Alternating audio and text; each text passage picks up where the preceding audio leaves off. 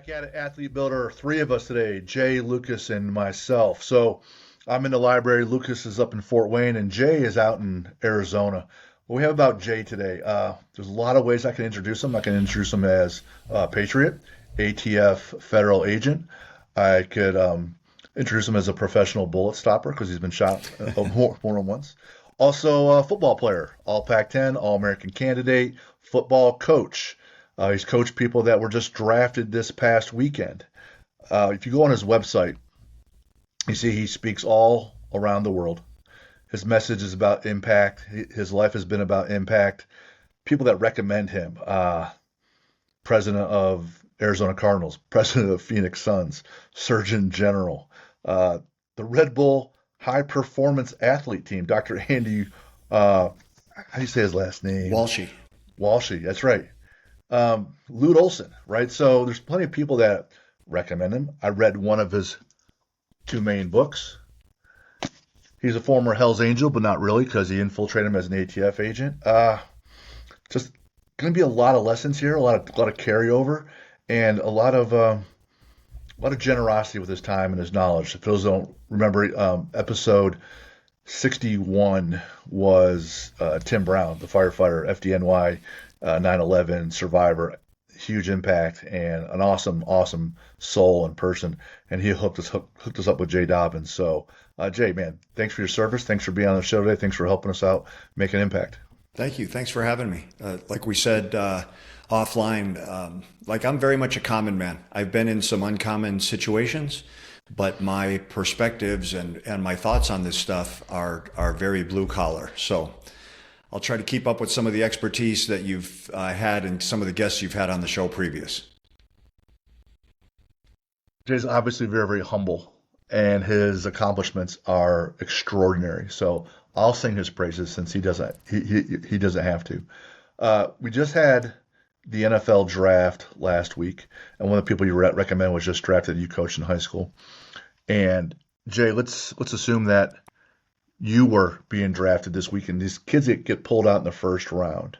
They're walking on stage, and they have a walkout song they can pick when they're walking out. So assuming you just got drafted this past Thursday night, Jay, what would your walkout song be? Freebird, Leonard Skinner. Nice, right? That's an easy one. You hit me blind with that one, but that's an easy one. Now the party's over, or the party's getting started. You got drafted. You got your hat. You got your jersey. The plane is there. They're gonna be picking you up to take you to whatever city. But before that, you and your closest friends are going out to eat somewhere. What's your cheat meal? What's your big party meal look like? You know what? When I'm can't make a decision, like I'm a Chipotle guy because it's easy for me. I know I'm going to get what I like, and I go to restaurants, I order the same thing every time at every restaurant. Like I walk in and they don't even need to throw a menu down in front of me because at a certain place they know what I'm getting. Dang. So you're paying tens of millions, and you're getting a $14 burrito, maybe with some guacamole and some queso and some chips, and hanging out with your wife having a Diet Coke. Yeah, simple All is right. good. Simple is good. Simple is good. Simple is good. ATF agent, Pac-10, all Pac-10 wide receiver, badass. Been in some skirmishes. Also very kind, helping people. I ask these people, for those that don't know, I put out a questionnaire beforehand, and I say, hey, what's your 3-year, 5-year, 10-year plan? And all he simply said was, I want to be a good person, and I want to get into heaven. That's it. So talk about simple, but when you say something like that, that's like the Marines where they have that rule, conduct unbecoming, right? So that conduct unbecoming rule encompasses everything. So if you say I want to be good and get into heaven, that kind of encompasses everything. What's that mean for you as your North Star, as your direction? Well, it's like you said, it's a simple goal, but it's the ultimate goal. There's other elements that are a part of that. There's other parts of your life that contribute to that. And so I'm not short selling any of those components, but ultimately the question is what's your goal for the next 5 years, 10 years, 20 years? I'm 63 years old. And I never really experienced this until recently. When you cross that 60 marker, Like you start thinking about your mortality. Like, how much time do I have left? What can I do with that time I have left?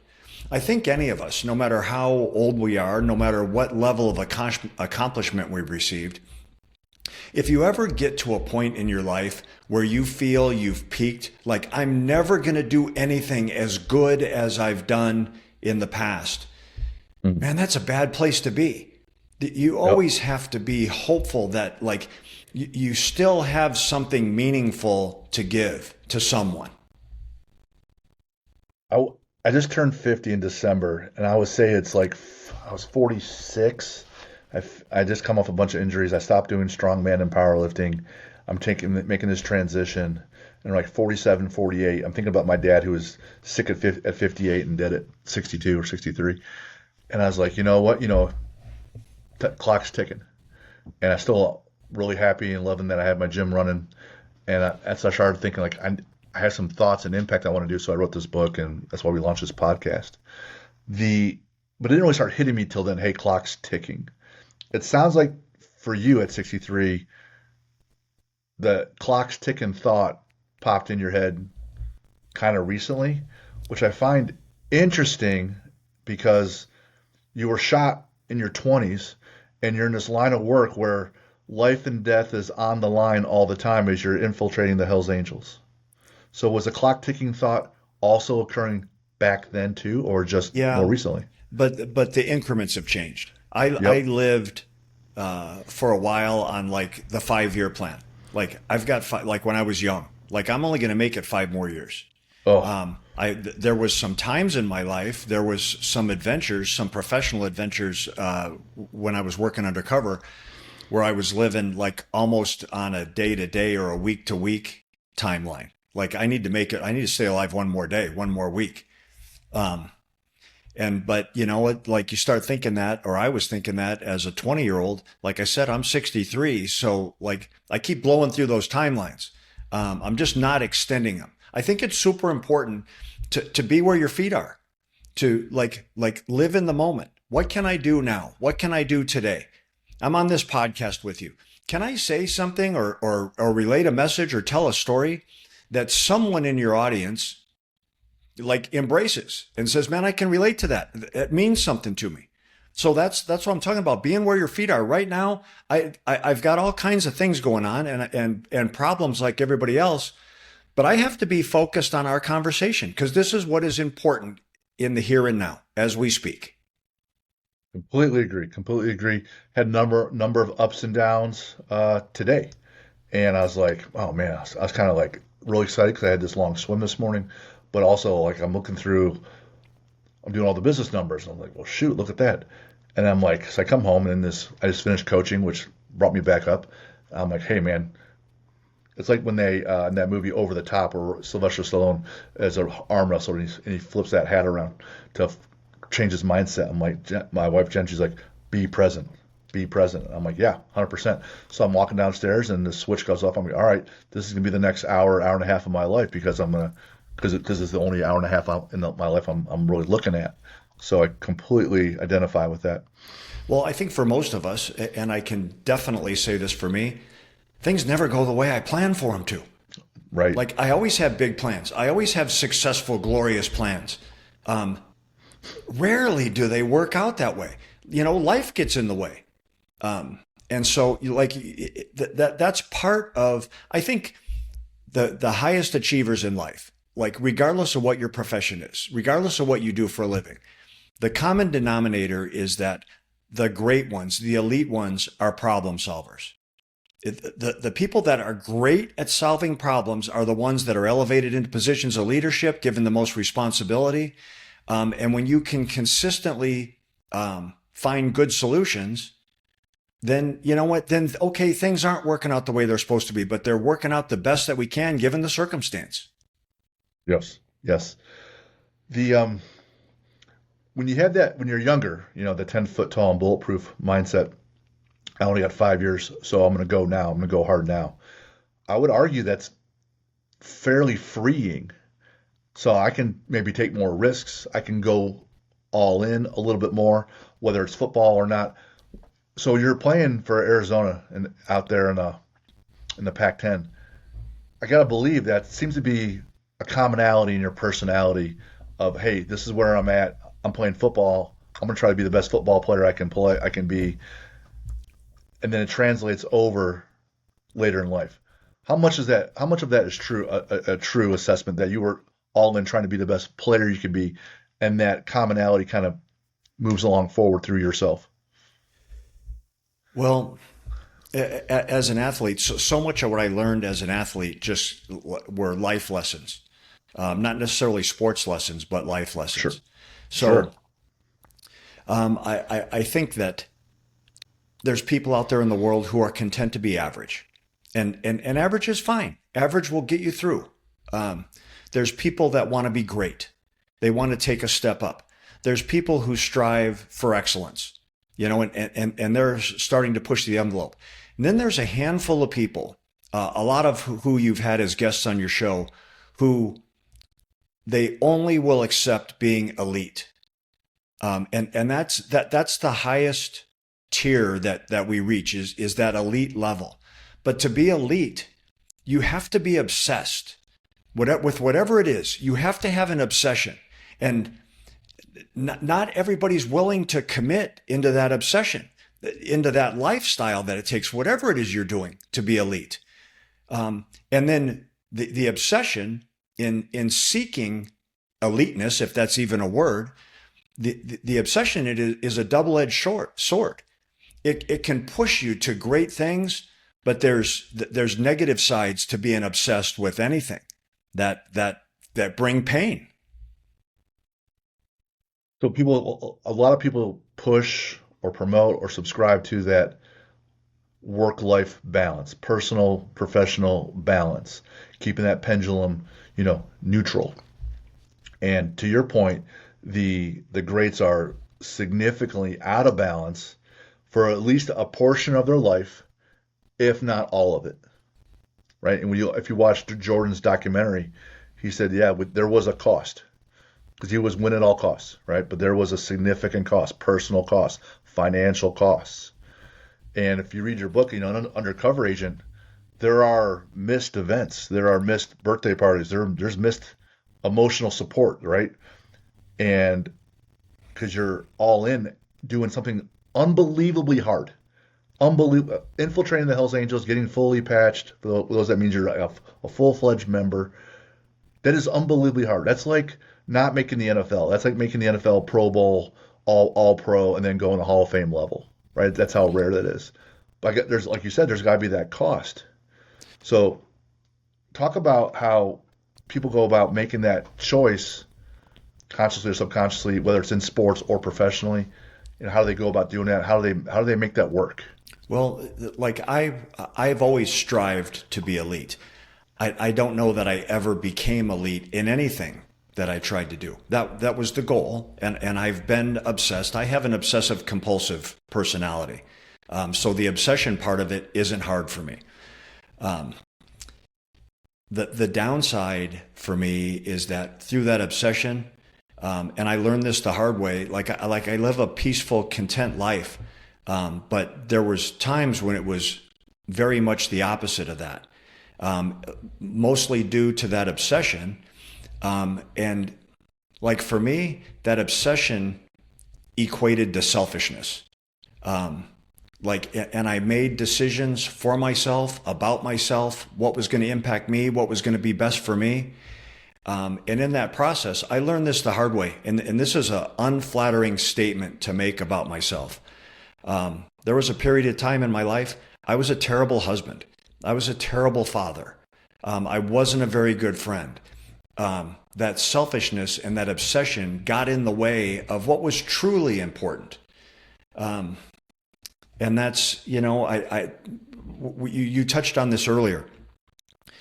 When you're young, like you have time to make mistakes because there's time to fix them.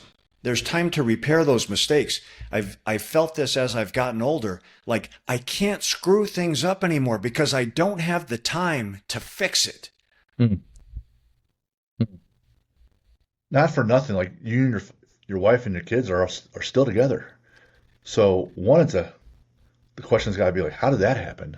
Like just from the emotional teamwork kind of standpoint. But number two, like you're an adjunct professor at a university. People can go online and find out when you're teaching a class. And there were four international contracts out to kill you.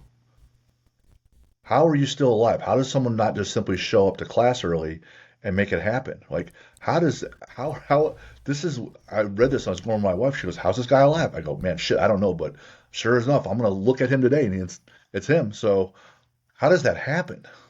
Well, there was two parts to your question. So the Yes. first part about family, Yes. and my family's together. I've been married for 37 years. My family survived me, which is an accomplishment of them all on their own. I get no credit for my family being together. There's what was 1,000 different occasions where I should have came home and everything I owned should have been dumped in the front yard and the lock should have been changed. Mhm. Um, I've said this many times publicly and privately. I've made a million mistakes in my life. I've done a million things wrong. But between God and Gwen and my kids, they've given me 1,000,001 second chances to try to fix it and to try to get it right. Um, so I think that's like those regrets and that shame and the humiliation that I put on myself at times. That's like I've learned to embrace that. That like tries to keep me in the center line from not like that Jaybird character that worked undercover. He's still here. He's still in here. I don't like him very much. I try to keep that character buried. He can come out, given the right circumstances, which probably leads into my answer to the second part of your question. Yeah, I had murder contracts on me, from international organized crime syndicates. Um, but what I didn't want to do is I didn't want to hide. I actually, let me back up a little bit. I tried hiding. It's impossible to hide. Like unless you've got like the CIA behind you and they can bury you somewhere, or you're in the witness security program and like someone is going to completely realign your life. Like none of us can hide. Um, and I felt like if I tried to hide, that they win, they own me, they still control me. Now there's another element to that. The hatred for me was at its peak 20 years ago. Like time helps with that. The people that hated me have probably, not that they don't hate me now, they've just found new people to hate more. Or maybe they passed away, But like I don't hide. Um, right? but I'm not looking for a problem. I don't want a problem. Right. I'll step aside of a problem. I'll avoid a problem. If I have an exit, I'll run away from a problem if given the opportunity. If I get cornered, if you corner me or my family, like we'll figure it out, and it's not going to be good for any of us. All of us are going to the hospital. Mm. The part about the forgiveness. How many times do you think you've told people, "Hey, I wasn't a good husband. My wife should have left me, and I made some mistakes," and you point out some lessons to other folks in a speech or a clinic or a podcast? How many times have you told people that, you think? Oh my goodness, forgiveness is so important to me, but both to give it, Hmm. and from people that I ask for it from to receive it. I'll say this from my own personal perspective. It's a lot of times it's easier to forgive other people than it is to forgive ourselves. Hmm. We hold those regrets and we hold that shame. Right. And the longer you hold on to it, the heavier it gets. Um, and but if I want second chances in my life, I have to be willing to extend second chances to people. If I want forgiveness, I have to give forgiveness. It's not a one-way street. I was liking the guilt because, growing up Catholic, there's a lot of that. And as a big bag of bricks that you're carrying over your shoulder, and someone simply said, just let go. Like if you've been in confession, you're good to go. It took me a while to really get behind that. The reason behind my prior question was, I'm sure you told people a number of times, this lesson. So I'm not saying that, hey, this is a great thing, how that transpired decades ago. However, you take that moment and now it's a chance for you to evangelize to the rest of the world. Hey, don't do this. Be careful in these relationships. So luckily that this dynamic in your life occurred so that for 4 decades later, you're impacting countless lives in a positive way. I So, saw a great lecture recently. There's a professor. He's holding a glass of water in front of him. And he asked his class, how much does this glass of water weigh? And the kid raises his hand. I think there's 8 ounces in there. He goes, it's 8 ounces as I hold it in front of me. But he goes, if I hold it out here for an hour, it's heavier. If I hold it out here for a day, it gets heavier. If I hold on to it for an extended period of time, a year, 10 years, a lifetime, the weight of it is insurmountable. Put the dang glass down. absolutely. Oh my goodness. You coached football for a while. You played football. Having been a player, been a federal agent, and then back to being a coach, what are some of the tenets or components from football that you help relay into life? Or what are some of the life components you relay into football trying to make an impact? Those big picture lessons that we learn in sports applied to life, applied to me as a federal agent.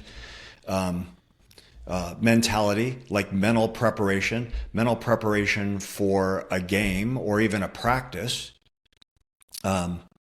You mentally prepare for operations. Like you get your head right. You're going into a conflict. You're going into confrontation.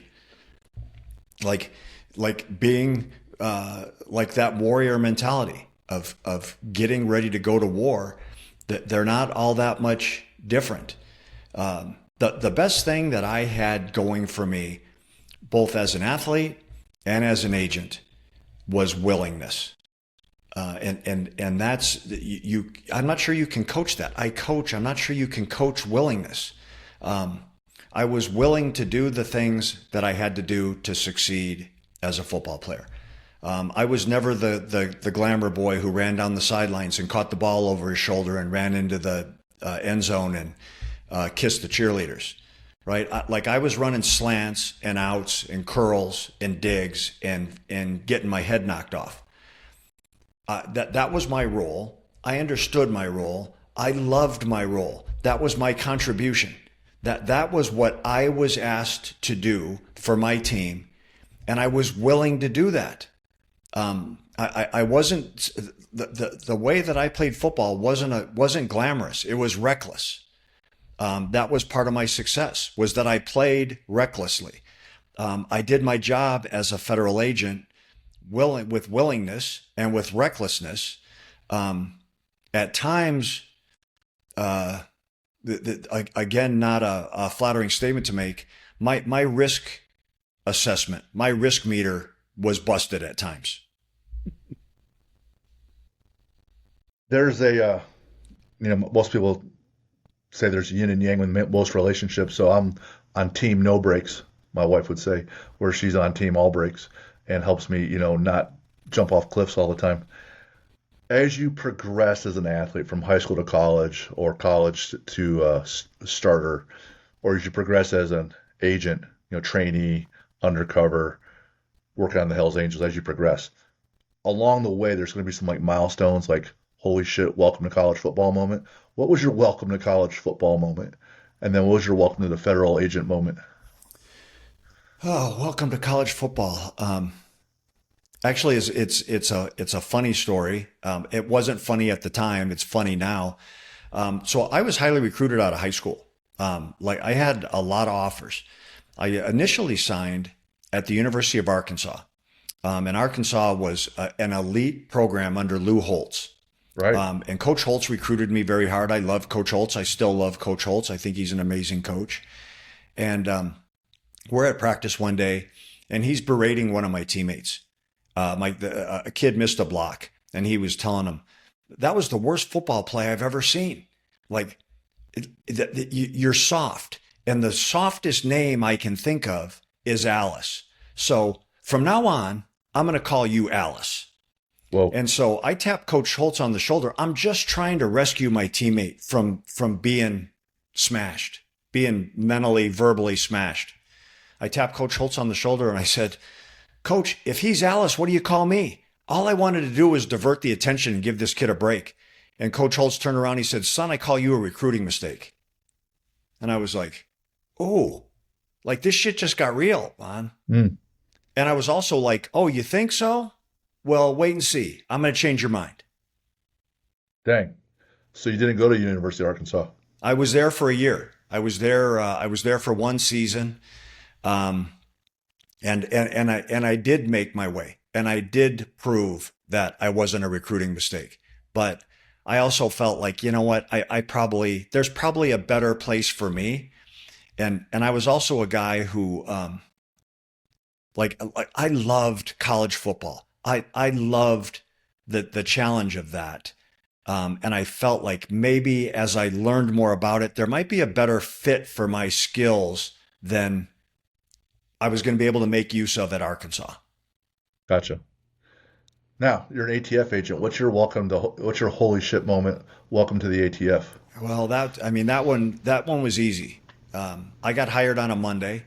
I raised my right hand. I took my oath, and it was very important to me, supreme importance, to be asked to stand up for the good and innocent people in my community against the predators and against the people that were intending harm on them. On my fourth day, on a Monday, I get sworn in. On my fourth day, I'm a part of an arrest operation. I get taken hostage. I get shot in the back. The bullet goes in my back, point blank, goes through my lung, narrowly misses my heart. It exits my chest. There was blood coming out of my chest like you're holding your thumb over the end of a garden hose. Blood is like spraying out of my chest. 4 days on the job. With the feds, we get paid every 2 weeks. I hadn't gotten a paycheck yet. Oh, shoot. I comped them that one. It was on the house. Right. That was my hey, you want to play with the big boys? This is, this is what goes on. But you know what? It was an amazing experience. Like surviving it was its own story. But what it showed me in this job is that violence is among us. And as we hunt in law enforcement, as we hunt violence is hunting us. And if you're not mentally and physically and spiritually and emotionally prepared to encounter violence, and then use an equal or greater amount of violence to contain whatever that situation is, man, it's a good day to go sell used cars or sell insurance or go be an adjunct instructor. Go do something else with your life because the violence is there and it's in your face every day. Then you're going to lose unless you're prepared, right?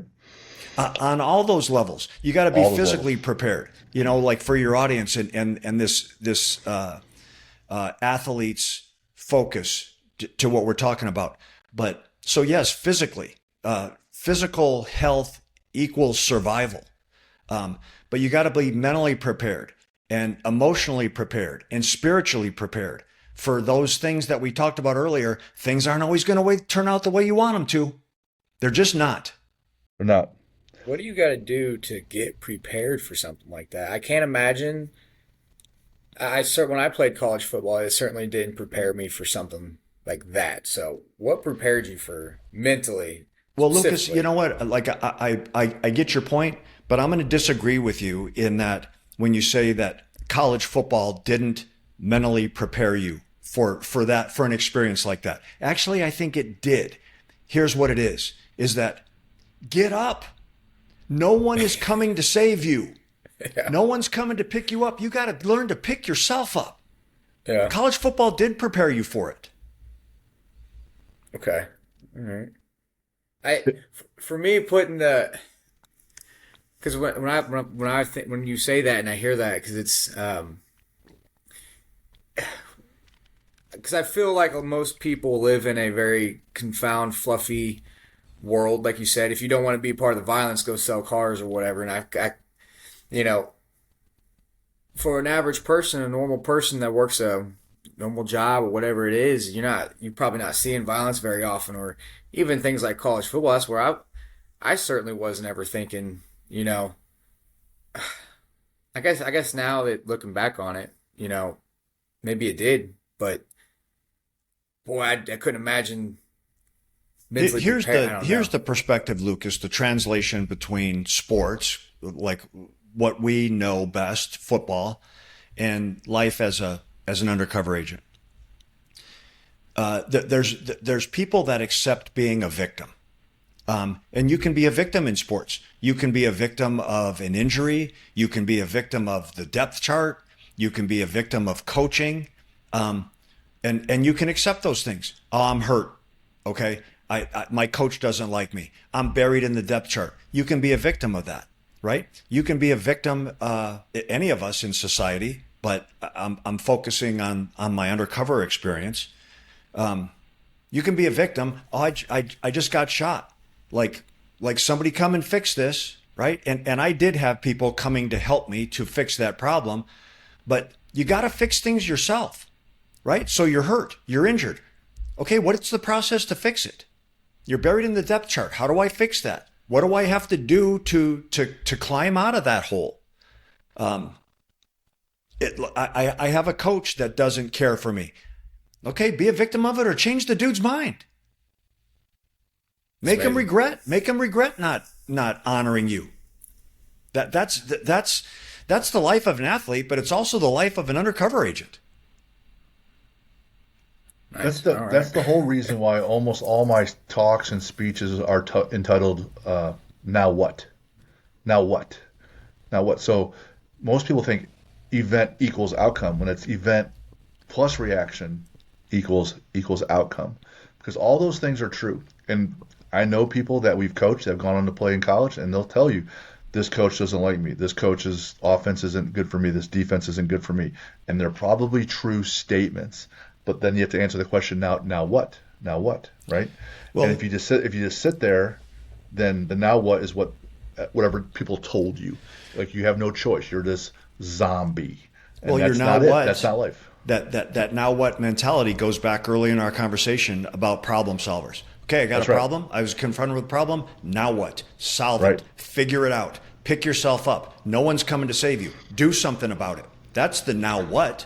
Yes, yes. So another one of my phrases is that there's a solution to every problem, and some of those solutions are unbelievably painful, right? They're unbelievably painful, and but they are still the solution, right? They are still it, and you must choose and move forward if you want to win at anything. And you might lose the game, and you might never start, but you also have to look at yourself and say, I did all the things I thought I could come up with to do. And you have to look at yourself. I did all these things. Still got beat, okay? But like I'm sure you still got shot, right? So you're doing some of the things right, maybe not everything right, and so you got to pay that price. But you can still do your best in that moment. Hey, man, I gave my best shot. And you can't. A lot of people can look back and say, you know what, I didn't give my best shot. And then you got to live with that, and it just eats at you internally. Well, with that pain component that you mentioned, anything worth having is worth suffering for. Anything worth having that's of value to you, you're probably going to go through some pain for. Anything you ever wanted, everything you ever dreamed of for yourself is on the other side of hard. Yes, yes. I take athletes that are older through my 7 levels of why. And they come in to train. I go, why are you here? I say, I need to get bigger. I say, okay, well, why is that important? Well, I need to be bigger and stronger and faster. I go, why is that important? Well, I need to play varsity as a junior, and I need to be recruited my junior year, so I need to do this now. I go, why is that important? Well, I need to get, I'm looking on getting a scholarship. Who cares? Why is that important? Well, my parents don't have enough money. I want to play college football or college. As one kid, I want to be in the band at Ohio State, which is a scholarship position. You're right. So I'm going to do this event out in Pennsylvania where it's a month in the summer, and I have to be physical enough to carry this tuba so I could be in this band. And I'm going as a seventh grader, even though they only recruit high school kids, so I can go to Ohio State because I can get a scholarship because my parents can't afford it. So if you can get that level of why, it's so deep in your identity. Why did you love college football? Why did I love college football? I'm not sure I've ever been asked that. I'm not sure that I've got It, a deep enough answer for it.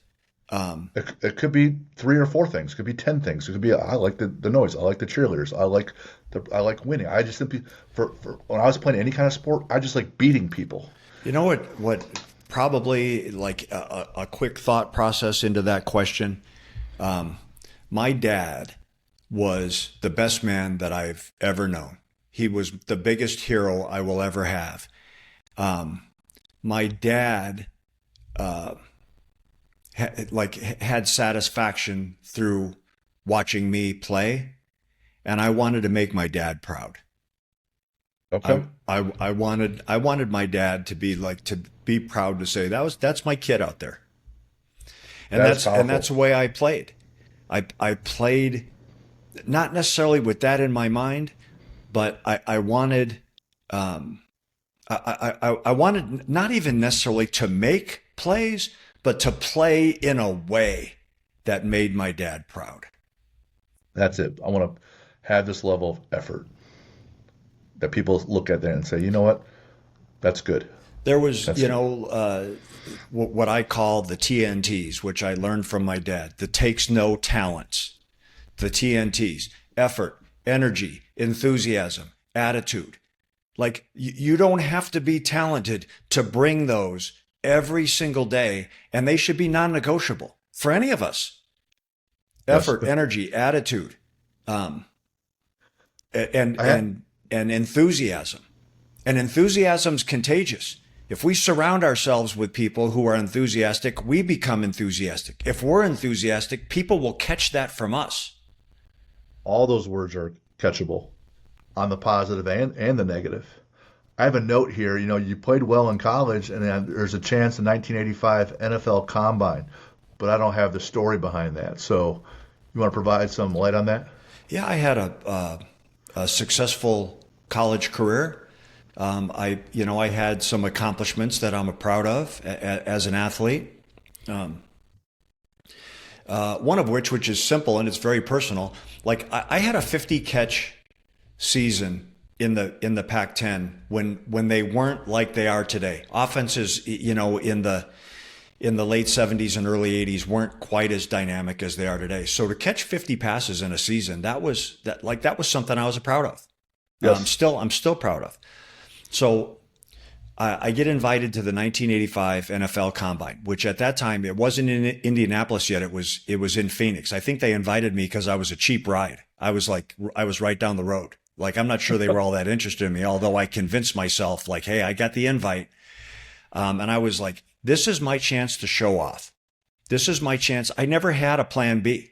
My plan A was that I was going to play pro football.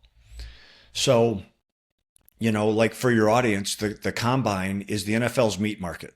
They test you and weigh you and measure you and examine you. And you've got scouts and general managers and coaches and owners like trying to decide whether you are worthy of being a part of their organization. So I went into it, very optimistic with all those TNTs we talked about. And so they group you up and they put you in like groupings where you go through the drills together. And so, like I'm meeting guys that are my size, they're my age, and some of them, that I hadn't really heard of. I meet one guy and shake hands with him. He's in my group. I'm like, "Where'd you go to school?" And he said, "I went to Kutztown State." I'd never heard of Kutztown State. I was like, "Where's Yeah. that at?" It's in Pennsylvania. And I'm shaking hands with them. Internally, I'm thinking to myself, "I'm going to whip your ass today, man. I succeeded in the most dynamic offensive conference in the country.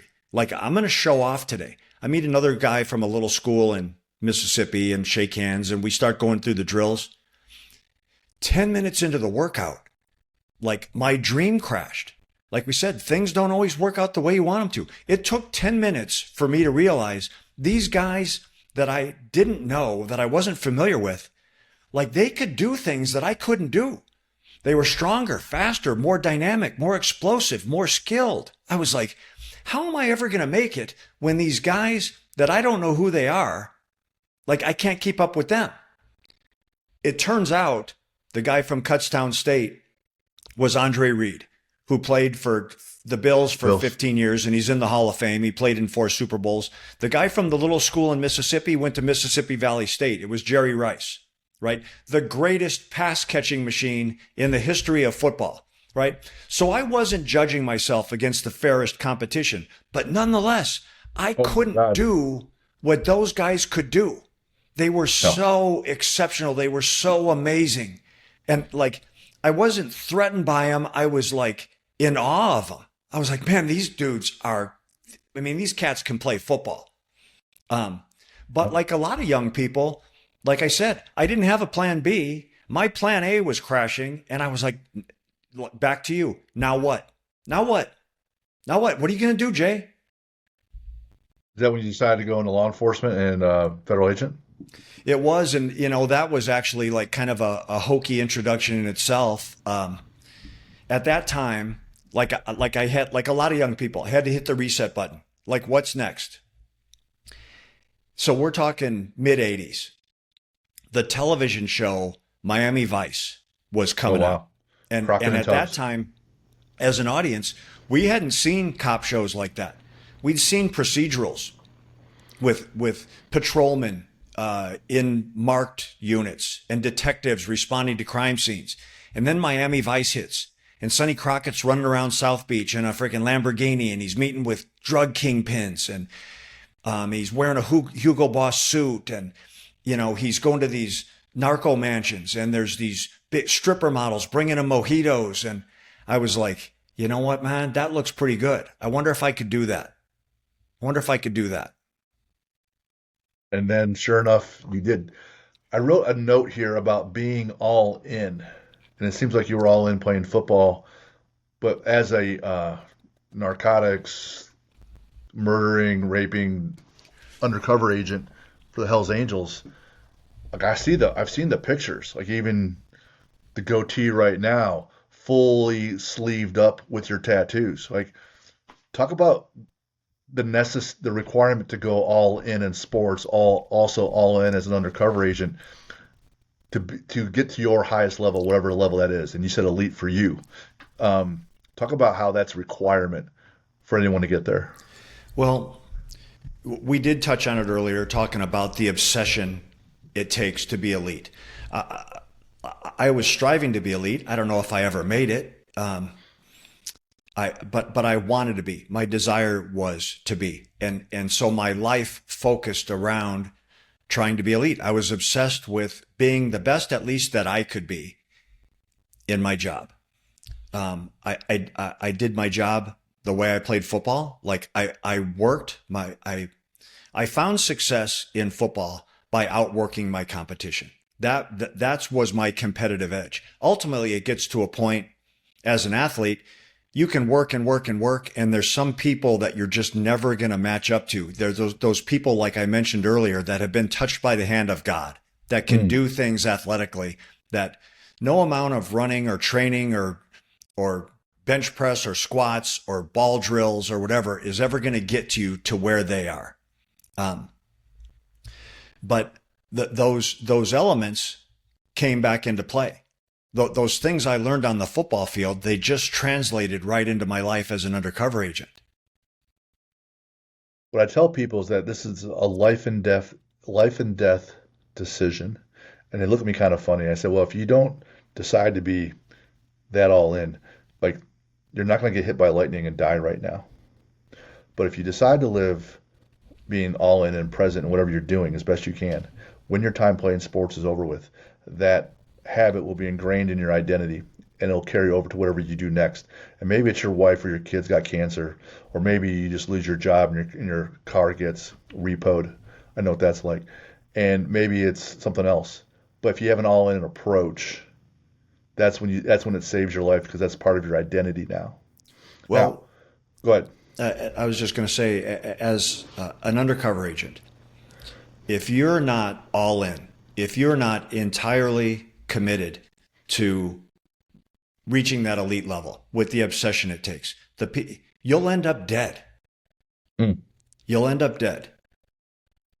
That's quite a And pass fail. there's people that have had that obsession that have ended up dead. Yeah. So there's no guarantee. There's no promise. There's no promise of another day, of another chance, of another case. There's no guarantee of it. But you know, like as a coach, I think that with the purest hearts, we end up lying to our kids. We tell our kids, we tell our athletes, if you work hard, if you persevere, if you can overcome, like the pot is at the end of the rainbow. And I really think that's a lie. It's said with a pure heart, but like that obsession and that hard work and perseverance, it doesn't guarantee you anything. All it guarantees you is that you are prepared when your opportunity comes. That's what it guarantees you. It doesn't guarantee you the end game. It doesn't guarantee you success. It guarantees you that when your chance arrives, you will have put yourself in the very best position that you could have to succeed. I like how Tim Grover, he's written a couple different books. He was Jordan's trainer, and he has a book on winning and a book called Relentless. I like them both. He has like 10 or 11 different rules about winning, and one is that winning does not give a shit about you. And even if you were the best person on the planet, it still doesn't care. It still doesn't care. And to that point, you worked really hard. Like even Jerry Rice, right? Catching all those bricks, which is one of his things when his dad was throwing those bricks up to him when he's working on that brick masonry job. Even with all that, you take away Joe Montana as his quarterback, he's not quite Jerry Rice. And Andre Reed, you take away Jim Kelly, he's not quite Andre Reed. So even if you're awesome Jay Dobyns at whatever it is you do and you're all in, if you don't have a handler, if you don't have the people around you, if you don't have the teammates, when you guys are working together, even if you're the best, you're still not going to win, right? Talk about how coaching football, working with your teammates translates to you as an undercover agent because no one gets there alone. Even Jesus Christ had his 12 disciples, right? You took the words right out of my mouth. From athletics to undercover work to law enforcement to business to families to all those things that we try to lead and manage. No one ever accomplishes anything, at least of significance, alone. There's occasionally someone left at the end of the day that gets the credit for whatever was accomplished, sometimes is left alone to take the blame for what the problem was.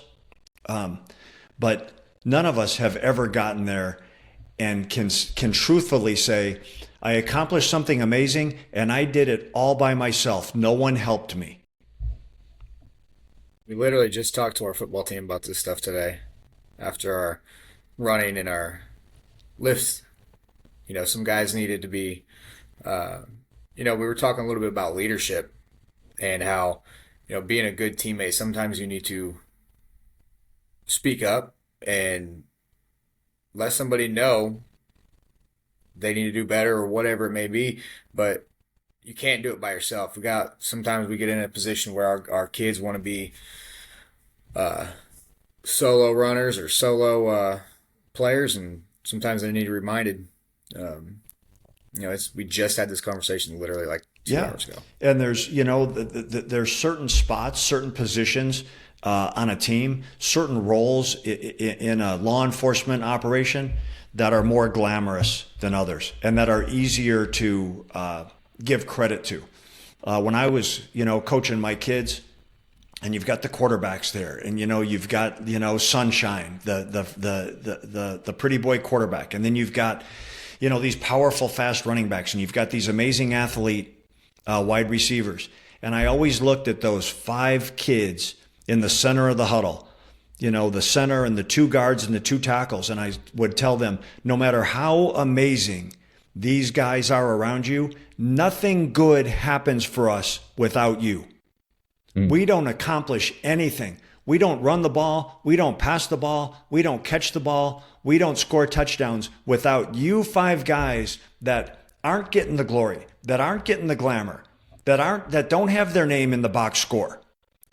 It all starts with you guys. The linemen will say their best compliments is that no one knows their names because their names are only called when there's a penalty. How unfortunate is that? That it's just a negative reinforcement. It's the only time you hear your name, but it's And so it goes critical. back to what we talked about earlier is like, what is your role? What is your role in whatever that team is, whatever that operation is? Can you embrace it? Can you accept your role and then live it out to the very best that you're capable of? I tell people each person has three different roles happening simultaneously, in that they are a teammate for everybody else on the field or the court. There's a leadership team, and most people think of that as their coaches or whoever's running the show. And then there's a support team, and people usually think that's like the people that are the trainers and such. I'm like, well, I could be a wide receiver. I'm still leading other people around me, so I can still be in that leadership role. And I can still be in the support role when the defense is on the field or someone else is running with the ball or someone else catches the ball and supporting them. So at any point in time, a person can move the needle in all three aspects of being a teammate. And it's the one that does all three that becomes that elite level teammate. There still could be somebody faster, stronger, whatever. But in that role of just being a teammate, people need to look at all three phases and move the needle in all three if they really want to achieve that level of greatness. And there's some great leaders that are not necessarily verbal leaders. They're Sure. leaders that, like through the example they set, how they conduct themselves, how they handle their business, that's its own form of leadership. Talk about a time when someone went rogue on a team or someone went rogue in the ATF and there was a loss, whether on the scoreboard or otherwise. Yeah, I think that, there's examples of both, where the objective, the mission, the game plan, whoever is a part of that unit, like goes out of bounds, like typically for a selfish reason, and it takes away from everybody else. And then, like if you have, it's that weak link theory. Now you're trying to protect your team against that weak link. And I think that's, great coaching is when you see that you have a weak link. It doesn't necessarily have to be like an attitude weak link or a bad personality weak link. It could be a weak link that's just limited by talent. Like good coaching is like, how do we protect it? How do we take this kid? Great coaching, right? Especially like my experience coaching is on the high school level, but those A-level players, they kind of take care of themselves. They're A-level players. They just need some guidance. Great coaches are the ones that can take those D-level players and turn them into C's. Take those C-level players and turn them into B's. Turn the B's into A's. That's great coaching. The A's take care of themselves. Hmm. It's got to be true, though, also professionally outside of sports. Someone goes rogue, someone's not a good teammate and doesn't show up. And now it's just you surrounded by Hell's Angels as opposed to having three or four guys there, right? Well, it can be reduced even down to something that like we all can understand, regardless of what we do for a living, is families. You have a kid that starts going off the rails. Everybody's trying to like push them back to the center line, and that's that's part of it. That's part of your role. That's part of the leadership. Either like verbally getting them back in the center, or by example, getting them back in the center. I've always told my kids, I don't care what your goals are, what your plans are, as long as they're good, you have my support. As long as they're good. If I don't think you have a good plan, like we're going to have a discussion about that. So you said like you're worried about, hey, I can't have as much time to correct any mistakes. What's on the horizon? I know you said you're an adjunct professor at Arizona. What are you doing there? What are you trying to do locally around town, or are we trying to do nationwide or otherwise? It's all the above. I'm an adjunct professor at the U of A. I coach high school football. I do keynote presentations, typically for law enforcement conferences, but also for corporate events. The message doesn't change all that much. The stories that I use to teach the lessons don't change all that much. But I think that, for a long time, I chased what I believed was a legacy. Like as an athlete, you want to leave a legacy. As an agent, I wanted to leave a legacy. And that legacy, like the simplest legacy is, did you leave wherever you're at better than you found it? Yep. That's part of your legacy. But I really learned kind of the hard way that the ultimate legacy that we leave is with people. Whose life did we elevate? Whose life did we improve? Who, because they knew us or crossed our paths or associated with us, who's better for it? And the legacies of the people that touch our lives. Who's touched us that has improved us and made us better and elevated us? That's the ultimate legacy, is people. It's easy when you're younger because you want to make the touchdown catches. So it makes sense that I want to leave this legacy because it comes back to who's going to remember me for me and my identity and my name, because it's all ego driven. And when you make it someone else, I'm more driven for impacting this other person. Then whatever impact you make moves on to say to Lucas or to Jay. So if I can impact both you guys, I just re-listened to the guy that wrote the book, Always Make Your Bed. He was an admiral, Navy SEAL. He was given a keynote, University of Texas, Know it and well. I was doing a bunch of these pull-ups because I got this thing coming up in August because of Bill Brown, and so I'm listening to this while I'm doing these pull-ups, and he goes through the math where if I impact 10 people, and then 10 people do that, 10 more, it was like by 3 generations, it was already in millions of people, and by 5, it was just around a billion, and by 7, it was the entire planet, where I just had to impact 10 people. That's it, and that's what you're talking about. The impact is, yeah, you want to leave what your job is, whatever, the place better, plant a new tree, but if you impact the folks, then you got another shot of those folks impacting someone else so that the place gets better Well, and overall. it's that whole pass it forward thing. So Yeah. you like all of us can look back at someone in our lives who changed our lives for the better, who inspired us, right? So Yep. you're one of that. You're one of their 10, right? Now, can you pay it forward, or do you just sit on it and absorb it all yourself and enjoy it all yourself, or can you pass it on? Yeah. That's it.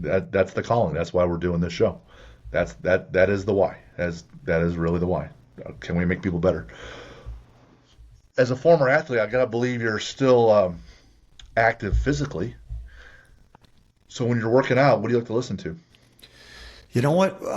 When I'm at the gym, I do something physical every day. It's not as intense as it used to be. I can't hold up like I used to. But I'm so old school. Like I'm not the guy walking around the gym with the earbuds on and freaking dancing in between sets. Like I just dial in on what I got to do. So to answer long answer to a short question, what I listen to, I don't listen to anything. I'm in my own head when I'm in the gym. Got I it. mind my Got own it. business. I don't chit chat. I don't want to have a Right. conversation with you. I don't want to, I just have to dial in and be present where I'm at, which is like, what is this lift? What is my technique? What's my rep goal? Like, okay, there's a point in this movement where there's going to be some pain. Like, you going to fight through it, or you going to tap out and go find something else to do? Right. I I got plenty of voices running around in my head as enough as it is. A lot of times I don't need music. How about this? You and your wife are going to go on some trip to a place you guys have never been. or experience something you've never been. What's that trip going to be for you guys? Oh, someplace we've never been. I've had so many adventures. We've had so many adventures. Such a crazy life. Um, Man, like I don't know that I have a question for that. That would be the question for her. That would Okay, be the question to ask Gwen, and whatever her answer is, I would nod my head, and then my next question would be like, "Can I afford it?" right. Uh, you have a favorite sports movie? I do. And again, like my answers are so old school. I'm dating myself. My favorite sports movie from the day I saw it as a kid till now is Brian's Song. Oh my gosh. That Oh, that that touched on Brian so many Piccolo. levels of athleticism and society and culture and relationships, and is just I just thought that was such a wonderful movie. So he's running back for the Steelers, right? No, no, no, the For the Bears, the Bears, Bears, it was the Gale Bears, the Sayers and Bears. Brian Piccolo. Brian Piccolo, yeah. So Gale Sayers, Hall of Famer, broke his leg, only played 7 seasons, still made the Hall of Fame. His backup is just killing people, just running right through people, but then develops cancer and doesn't make it. And And the that's relationship of how they inspired each other and how they that's right, supported each other, and all that the way to the friendship end. that was like so much deeper than sports. It was. And That it that trans movie's got so many levels to it. James Caan, I think, played Brian Piccolo, and Billy D. Williams, I think, played Gale They were Sayers. so good. Awesome, right? How about favorite sport to watch? Favorite sport to well, that's an easy one for me. Is just I'm a football guy. Okay. And I understand it, and like being involved in coaching, like you look at the game differently than you do as a common man fan. Like you're not necessarily just tracking the path of the football. Sure. And so like I love like looking at all the nuanced elements of football. The game within the game, all the components, right? I'm listening to Edelman, who's one of Bill Belichick's old receivers, and he was recounting this time how Bill Belichick was bitching him out because the Patriots, their colors are red, blue, and gray or silver, and Edelman would wear red gloves that match the uniform. And the coach is bitching him out, oh, Mr. Red Gloves over there, Mr. Red Gloves. And it's like, what's the problem? Well, the team they were playing against was wearing all white jerseys, so when the red gloves are on the jersey, they can tell more obviously if there's ever a holding. So you got to wear the white, so it meshes better. So there's a chance that you can get away with it a little better. That little nuance, that's gross. That, oh my God, you're that level of genius. Holy cow! Yep. Right? That's impressive. That's impressive. And that's why that guy's got all those rings on all those fingers. That's right, because it is One of the obsessed. reasons. Yes. Favorite athlete to watch, any sport. Well, it goes back to Brian's song. I grew up outside Chicago. My dad was a big Chicago Bears fan. Um, Gale Sayers was, as a kid, was so amazing. He was before, the Barry Sanders vibe, the Marshall Falk vibe, right? It was Gale Sayers. We really hadn't quite seen that yet. And like I wanted to be Gale Sayers. I wanted to run and jump and cut like him and move like him and be graceful like him.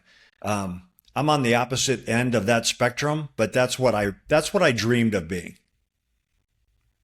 So it was a little bit after Jim Brown, and Jim didn't cut like Gale did. He cut well and he was fast, but he also run through people. And so those guys were always talked about like 1-2-2-1. As a receiver, would you rather catch the ball over the middle and smash someone and break the tackle, or catch the long ball and run in and score a touchdown? Well, that's an easy one for me. I'd rather catch the ball over the middle. That's where the Warriors play football. I had a few of those in my life, Mhm. those over the shoulder catches that the glory catches. But there's something satisfying about catching the ball and getting knocked around and hanging on to it and popping up and flipping the ball to the referee. There's something very satisfying about that. There's also some moments when you're exposed, right? The ball is thrown high, and your ribs are not protected, and you're going to take some shots too, right? It's a test of courage, no doubt. Yep. Because there's guys looking to knock your block off if you give them the opportunity. Yep. You got a book or two for us? This is my wife's favorite question. You know, I read a book recently and it touches on all these things we've talked about during this discussion. There's a book called River of Doubt. Oh, someone And else it's said the that. story of Teddy Roosevelt's adventure down the Amazon after Yep. he was the president of the United States. So this guy, I mean, this guy's like was the president for 2 terms of the United States, and then goes on this exploration adventure that that nearly kills him, and it probably definitely shortened his life. Um, and it's just it's a fascinating book, but like everything that we have talked about in this discussion is contained in Teddy Roosevelt's story in River of Doubt of going down the Amazon. My wife read it. Oh my goodness.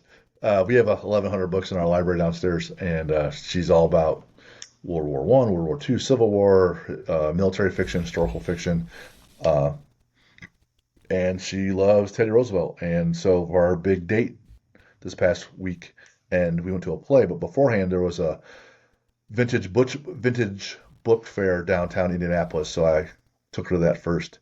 And right when you walk in, there's this person representing the Roosevelt Society, whoever that is. It's like a fraternity um, all around the country for Roosevelt. And she walked right to it and says, "Can I get that card?" Oh my goodness! So she's gonna be happy to hear that for Yeah, your sure. wife's going to like that answer. Yep. This question is for anyone that's could be fiction or nonfiction, could be a real person. Favorite hero and then favorite villain. Well, my answers, I keep dating myself. Your young audience is going to be like, man, how old is this dude? Like, my favorite superheroes are from when I was a kid, but they were the old school, like Batman, Superman, the old ones. Right. I think George Reeves was the old Superman on TV, and then ultimately Christopher Reeve was that Superman, and then like Adam West in the Right. like not the Batman movies, the old Batman, pow kapow, Right. you know, scaling the building with his like all his little bat gadgets. Right. I love those are classics. Classics. Do you have a favorite lift in the gym? Well, I used to love to just bench. It's just so old school, and it was just like it was kind of like when I was a kid. It was like the test of who was or wasn't strong. Um, I was never a great bencher. Like I used to love to bench, but my shoulders don't let me straight bar bench anymore. I got to do everything with dumbbells now because this shoulder like doesn't like this angle, but this shoulder does like this angle, likes a different one. But with dumbbells, I've got like the bars cocked and canted in different ways so that I can actually get through a workout without pain or Nice. with that, like pain, of course, in a workout, but without that like Sure. stabbing freaking joint pain. Right. Right. Right. Everybody likes the pain of working.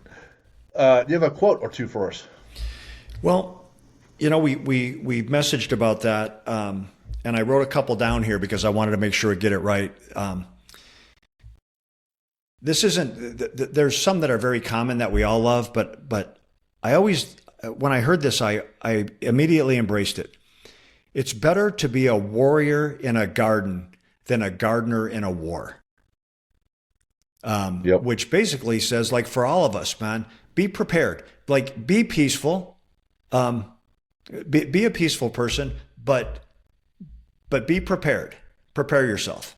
And then, like I embraced this when I was working undercover.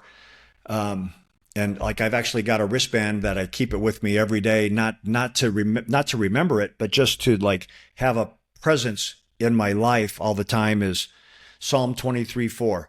Though I walk through the valley of the shadow of death, I fear no evil, for you are with me. Um, that's I don't know if we're going to call that a quote or not, Sure. Why not? It's written but down. yeah. Yeah. That's awesome. Where can people find you, Jay? I have a website. It's just Dobyns, all one word, JAYDOBYNS.com. My books are on Amazon. And, but like, I'm not a social media guy. I don't have a bunch of socials. And, like short of doing something like this, I pretty much keep to myself. And you still make an impact. I saw all the recommendations from leaders around the world, recommending you. So you've done some great things, even though you're very humble about it. And I think people will find you if they really want to. Well, we said, in our warm up, I'm very, very, very much just a common man. There's really nothing special about me. I've been in some uncommon situations. I did the best I could in those situations. Some days I succeeded, some days I failed. And that's what us common men do. The uncommon ones keep pushing and keep pushing and keep pushing. And that seems to be you. And that flies in the face of you just being a common person. Well, Because you keep pushing. I've said many times, I know what a hero looks like. I've walked alongside heroes. I am definitely not a hero, but I know heroes. I have a hero in my life, which is my wife. She's the hero of my story. She saved my family. And so, but there's heroes out there, but they come in all shapes and sizes, and they don't all wear capes. That's right. That's right. Jay, we had a great conversation with you. I'm very blessed to have you on. For those that are trying to reach out to us or want to send us a message, info@athlete-builder.com. Our summit is coming up June 7th. Outstanding speakers that are coming to work with people that have been on the show. Some of those speakers are bringing other coaches just to help other folks with their lifts at lunch. So it's also at athlete-builder.com, and Jim, JIM10, get you 10% off. Welcome to fill that room on June 7th. Jay, man, thanks so much for being on, man. It was a great, great time. I'm really glad you agreed to do it, and we're better for it. Thank you. Yeah, Jim, Lucas, your audience, thank you. Go be amazing. Go put your dent in the universe. Damn right. Let's go.